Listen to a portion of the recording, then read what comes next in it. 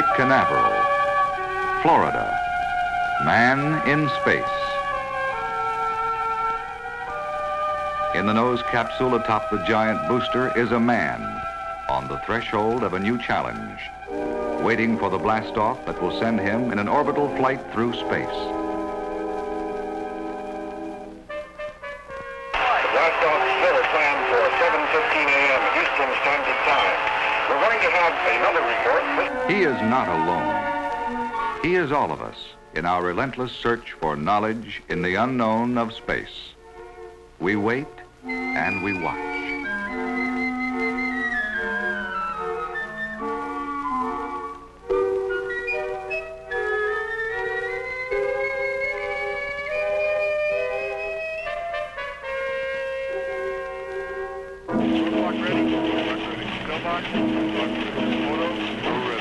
Mercury capsule? Go.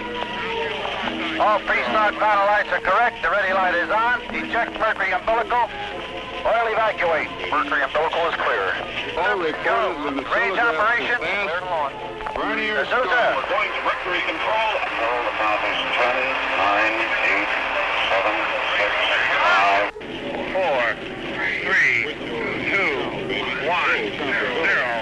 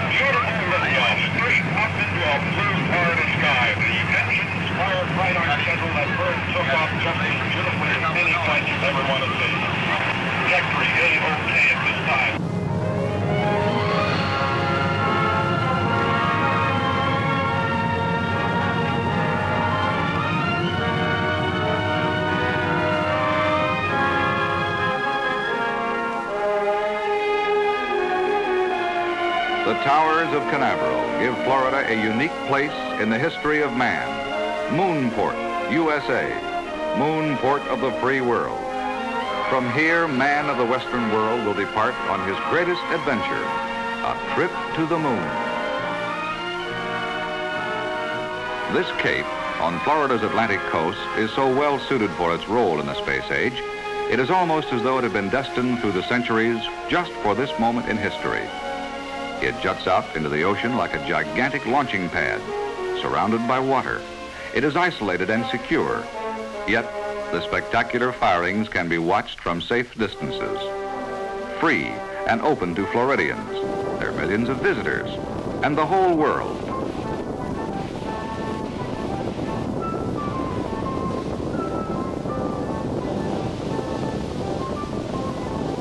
Downrange it goes, passing over a string of islands 5,000 miles long, composing a geographic pattern ideal for tracking missiles.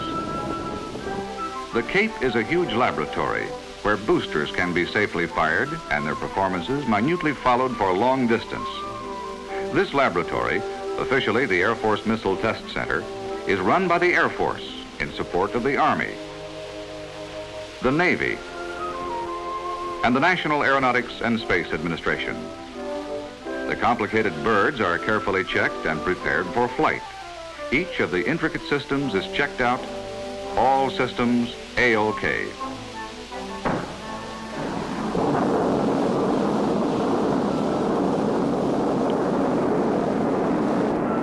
Now the performance of each system is carefully recorded.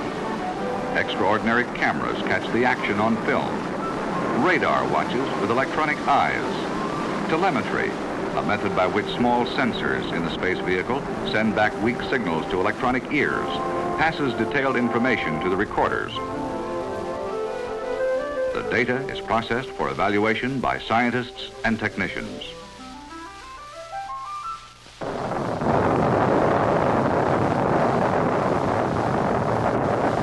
All launchings, all firings are not successful.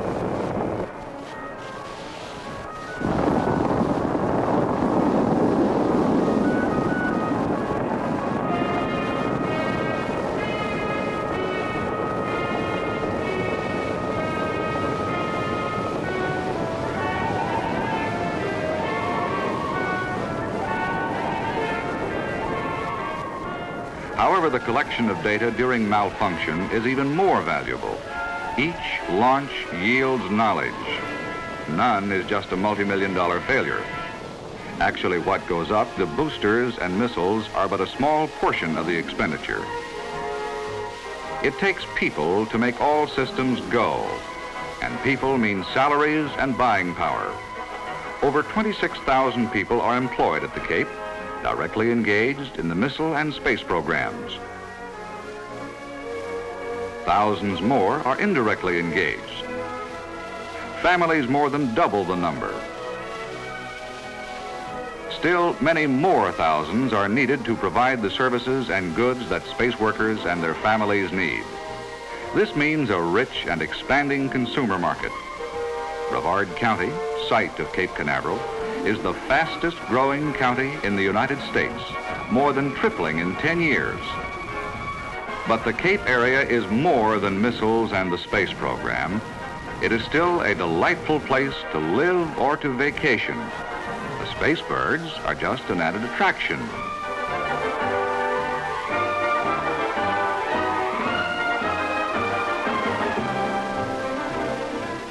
Fishing has always been excellent in the Indian River country, whether in the ocean or on the river.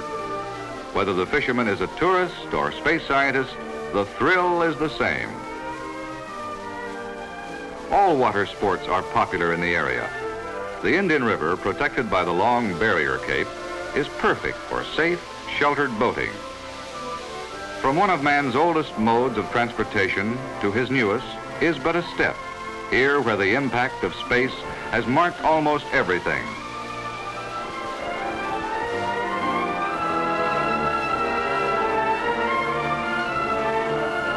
New buildings in every category, such as hospitals, schools, like Satellite High School, churches of many denominations have been built by growing congregations in the very shadow of space-age installations.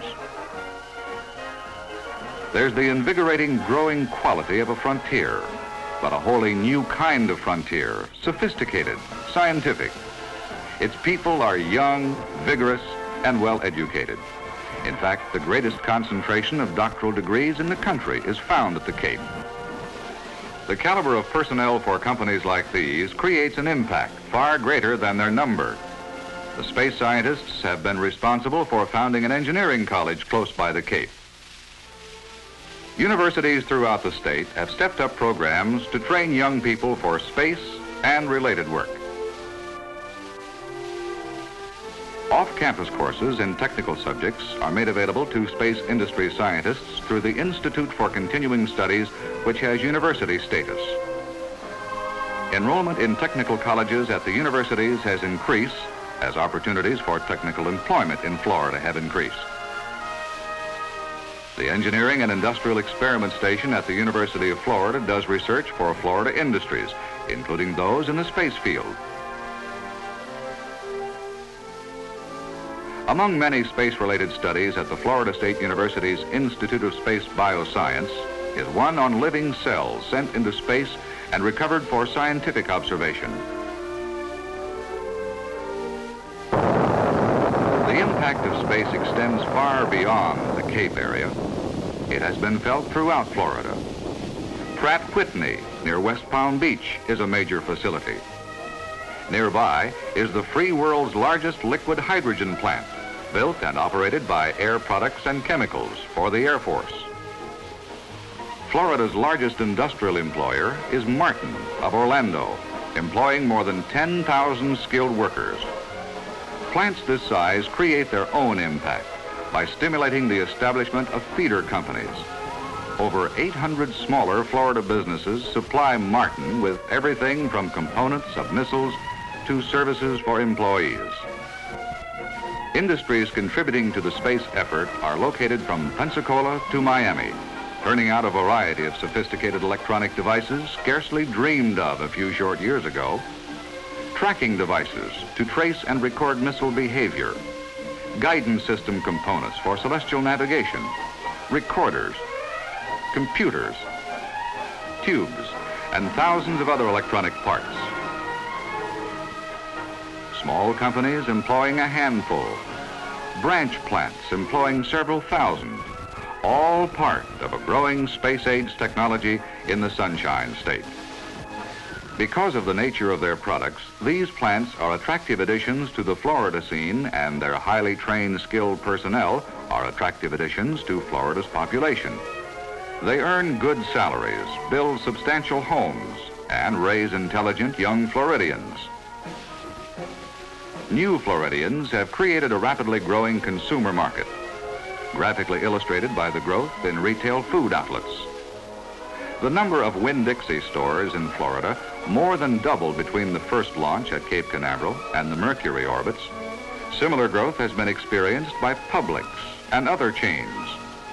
These stores are usually basic to the development of sprawling shopping centers. There has been an extensive cultural impact because of the educational level among space-related personnel. New orchestras have been founded and older ones strengthened. Florida has more community theaters per capita than any other state. There has also been significant growth in public libraries, their facilities, and their use.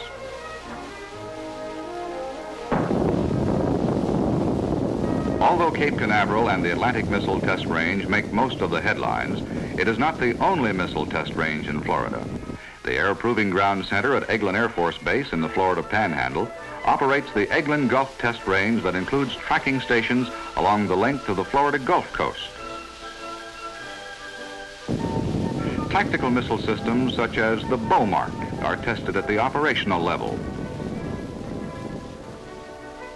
At the western tip of the Florida Panhandle is the Annapolis of the Air Pensacola Naval Air Station and the Space-Related School of Aviation Medicine.